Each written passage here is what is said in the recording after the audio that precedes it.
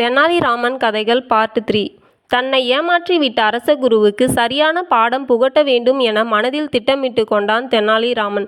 குருவுக்கு மங்களாபுரியில் தான் செய்த பணிவிடைகளை எல்லாம் நினைத்து பார்த்து மனம் கலங்கினான். அவன் நினைத்தபடியே குருவை பழிவாங்கும் சந்தர்ப்பம் ஏற்பட்டது. அதிகாலையில் குளிப்பதற்காக ஆற்றுக்கு வந்தார் அரசகுரு.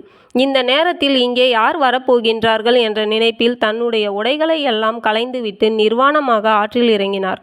பின்னர் மகிழ்ச்சியுடன் நீந்தி குளிக்கத் தொடங்கினார். அந்த நேரத்தில் அங்கே தெனாலிராமன் வந்தான். அரசகுருவின் உடைகள் கரையில் இருப்பதை பார்த்தான். அரசகுரு ஆடை எதுவும் இல்லாமல் நிர்வாணமாக ஆற்றில் குளித்து கொண்டிருக்கிறார் என்பதை அறிந்து கொண்டான். மெதுவாக காலடி ஓசை வெளியே கேட்காதவாறு அவரது ஆடைகளை எடுத்து அங்கே காணப்பட்ட பெரிய மரத்தின் பின்னே மறைத்து வைத்து கொண்டான். சிறிது நேரத்தில் குளியலை முடித்து கொண்டு கரைக்கு வந்த அரசகுரு தன் ஆடைகள் அங்கே இல்லாததைக் கண்டு திடுக்கிட்டார். தனது ஆடைகள் எங்கே என்று திகைத்து கொண்டிருந்தார். அந்த நேரத்தில் பின்னால் இருந்து தெனாலிராமன் வெளியே வந்தான். அரசகுருவே, தங்களது ஆடைகள் என்னிடம் பத்திரமாக இருக்கின்றன என்றான் தெனாலிராமன். தெனாலிராமா, என்னுடைய ஆடைகளை கொடுத்துவிடு என்றார் அரசகுரு. நான் இந்த உடைகளை தரமாட்டேன். இதனை எடுத்து கொண்டு செல்கிறேன். இன்னும் சிறிது நேரத்திற்கு இந்த இடத்திற்கு ஆண்களும் பெண்களும் குளித்திட வருவார்கள். அவர்கள் எல்லாரும் உங்களது அழகினை கண்டு ரசித்திடப் போகின்றார்கள். அதன் பின்னர் விஜயநகரம் முழுக்க உங்களை பற்றி தான் பேசிடுவார்கள் என்றான் தெனாலிராமன். தெனாலிராமா, உனக்கு நான் உதவி செய்யாமல் இருந்தது என்னுடைய தவறுதான்.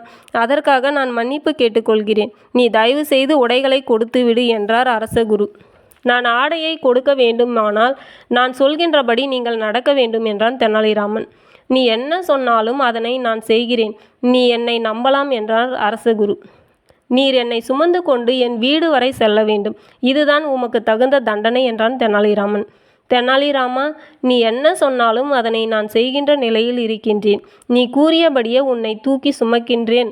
ஆடைகளை கொடுத்துவிடு என்றார் அரசகுரு. பிறகு தெனாலிராமனும் ஆடைகளை கொடுக்க அவர் அதனை வாங்கி அணிந்து கொண்டார். பின்னர் தனது வாக்கை காப்பாற்றிட தெனாலிராமனை தன் தோளில் அமர வைத்து சுமந்தும் சென்றார்.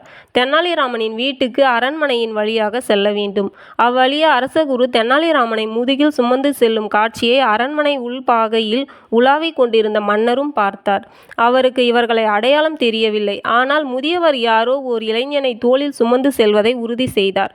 அவருக்கு ஆத்திரமாக வந்தது. மனிதன் சுமக்கும் இந்த செயலை உடனே கண்டித்தாக வேண்டும். முதியவர் ஒருவர் இளைஞனை சுமப்பது கொடூரமான செயல்தான் என எண்ணிய அவர் காவலர்களை அழைத்தார். கோபம் கொண்ட அரசர் தெனாலிராமனை எவ்வாறு தண்டித்தார் என்பதை காண சேனலை சப்ஸ்கிரைப் செஞ்சுட்டு கீழே இருக்கிற ப்ளே பட்டனை ப்ளே பண்ணி பாருங்கள்.